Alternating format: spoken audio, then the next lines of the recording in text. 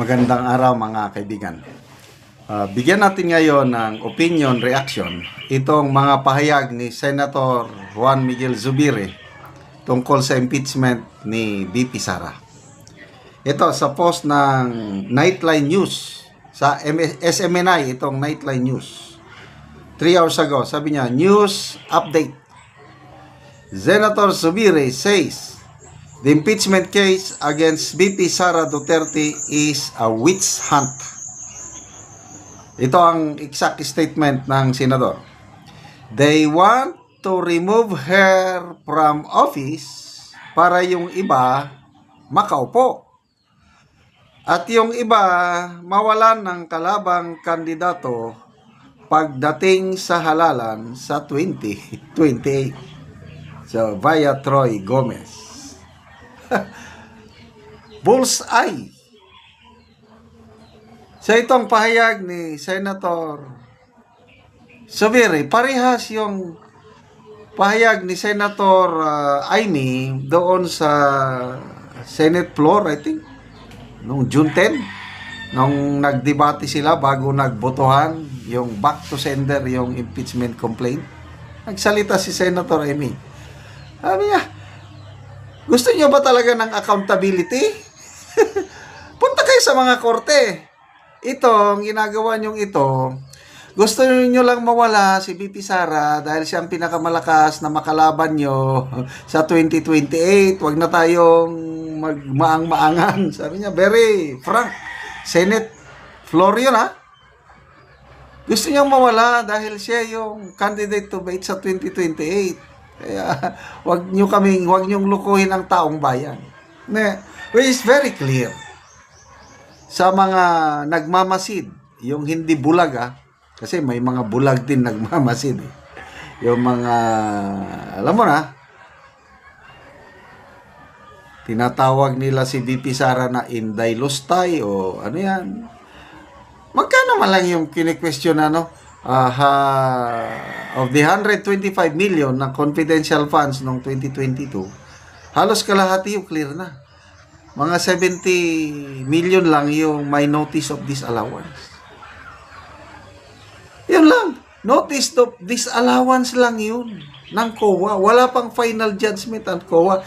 Tapos, hinuhusgahan nyo na magnanakaw si VP Sara. Sino ba yung merong congressman kalimutan ko kung sino, na sabi ng isang kongresista, dahil sa ginagawa ng Senado, nadidelay ba? Dahil back to center ang Senado, binibigyan ng blanket authority si VP Sara para magnakaw, ituloy ang pagnanakaw sa kaban ng taong bayan. Wow naman!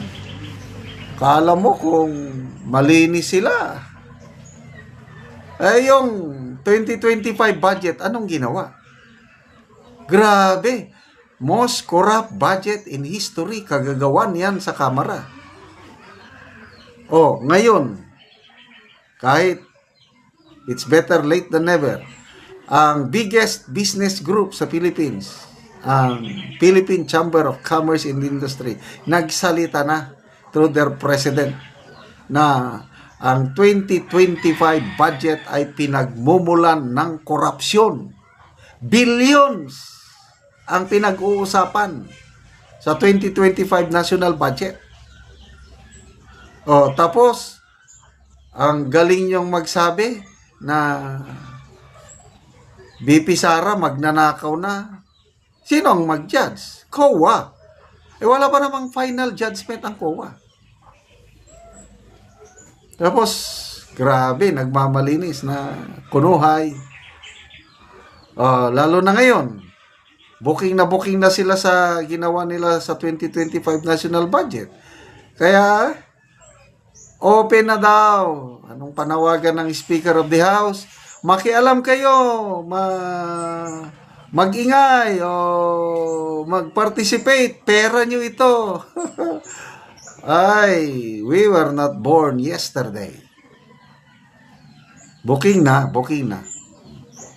So anyway, balik tayo dito sa pahayag ni Senator Zubiri, a real Mindanaoan. Okay, by the way, yung impeachment ni BP Sara, yung mga pumirma, sa Bukidnon, I think 5 congressmen o 6 ba? Only one did not sign. Mga congressmen sa Bukidnon. At sino yung nag-iisa na hindi pumirma sa impeachment ni BP Sara? Congressman Jose Maria Zubiri. Sino yan? Yan ang tatay. Yan ang tatay ni Senator Zubiri. So, very consistent. Yung pagiging Mindanaoan nila, nakikita nila Duterte, the best president we ever had. Kaya to, salamat naman Senator Zubiri at nagsalita kayo ng ganyan na very clear na tumbok nyo talaga. And pagdating na sa botohan sa impeachment, what do you expect from Senator Zubiri? Marami na siyang pahayag tungkol niya na against siya sa impeachment. Kaya aasahan natin si Senator Zubiri na boboto pabor kay BP Sara. So, labanan sa Senate presidency, nagsalita na si Senator Jingo Estrada. We have the number, sabi niya, more than 13, baka maging super majority pa tayo. So, secured na ang magiging Senate President, si Senate President Escudero, siya pa rin. Kung siya pa rin, alam nyo na. Sorry na lang, hindi tayo makakapanood ng bloodbath dahil sa unang session pa lang ng impeachment court, ang pag-uusapan dyan yung issue of jurisdiction. Itong mga kongresista, mga dilawan, sabi na, ilatag mo ng ebidensya. Trabaho ng impeachment court is to try and decide. Sandali lang. Very basic sa isang korte. Tingnan nyo muna yung jurisdiction. May jurisdiction ba ang 20th Congress sa impeachment na yan na sinimulan ng 19th Congress? Yon. So, simple majority, sabi ni Senate President Escudero, 13 lang, madismiss na yung kaso. Yan na, iiyak na sila. Pag iyak, yun, tatakbo na lang sila sa Supreme Court. Bahala na ang Supreme Court. Okay, salamat mga kaibigan sa inyong pagsubaybay sa ating channel. Nakakatulong kayo ng malaki sa tribong Talandig ng Bukidnon dahil ang sweldo natin sa channel na ito is pantulong sa nangangailangan sa tribo. Sa ngayon, namimigay tayo ng livelihood assistance sa tribo, nagpapatanim ng saging lakatan, intercrop with Arabica coffee. So, panoorin nyo ang video na ito. Ako sa area ni Miko, so ako siyang bisitahon. Mayong hapon dia.